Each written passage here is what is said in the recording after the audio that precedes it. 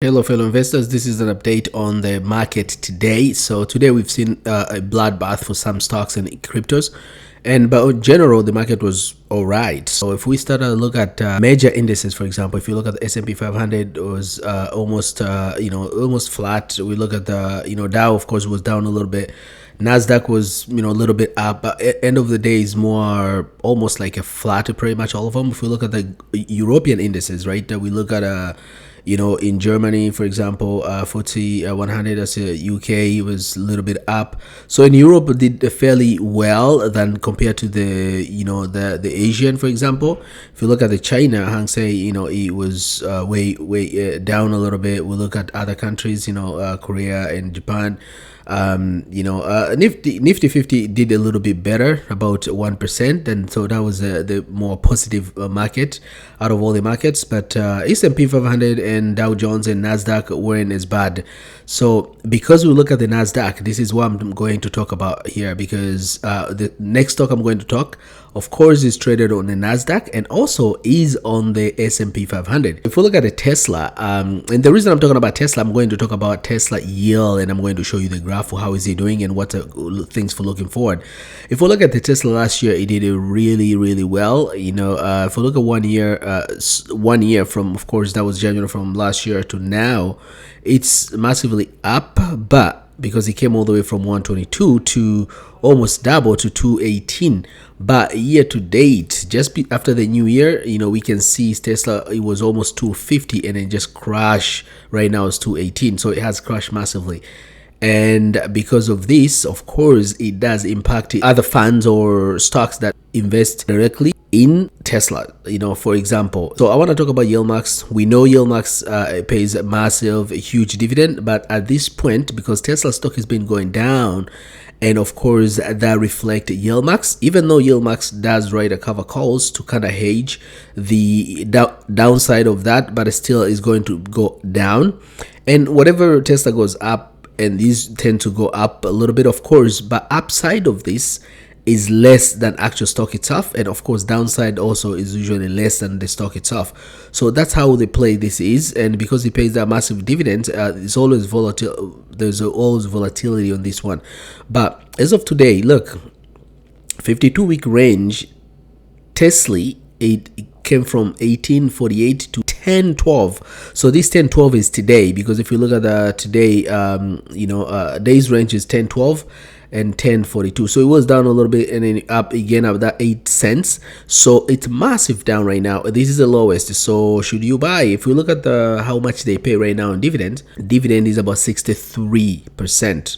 So let's say, for example, if you buy it today and you get that 63%, so for example, even if it goes down within a year, but if they stick to that 63, that means you're still up in all reality with your dividends. But in terms of the price, it will fluctuate according to Tesla stock itself. So we don't know. I really don't know. I can't tell how Tesla is gonna do. There's a lot of negativity, but we know Tesla stock is very volatile, and that's why these funds like Tesla, it's able to pay that massive dividend, because they write and sell calls.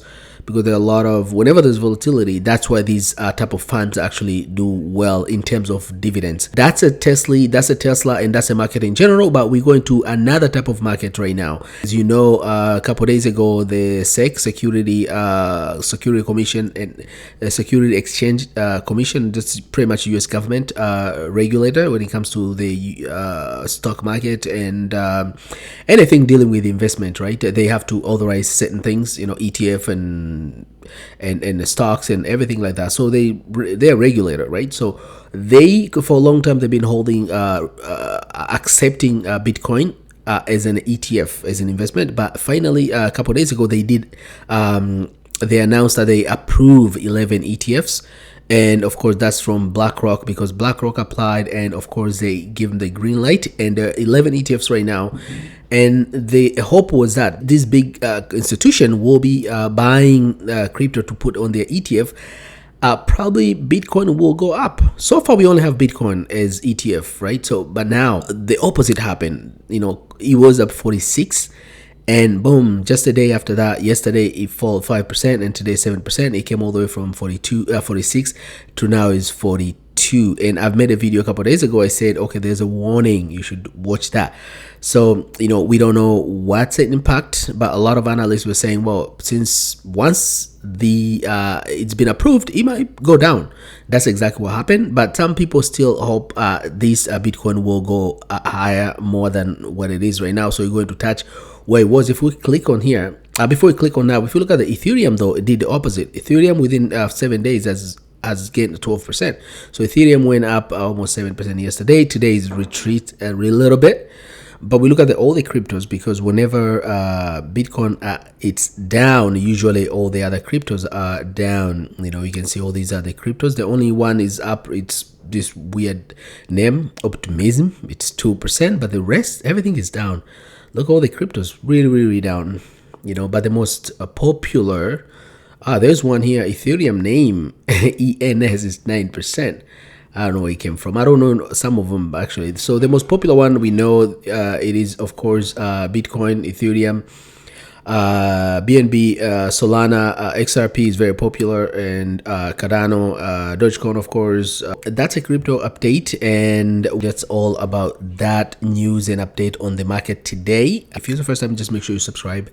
And if you like my content, just make sure you give me a like. And till I meet again, next update. Bye-bye.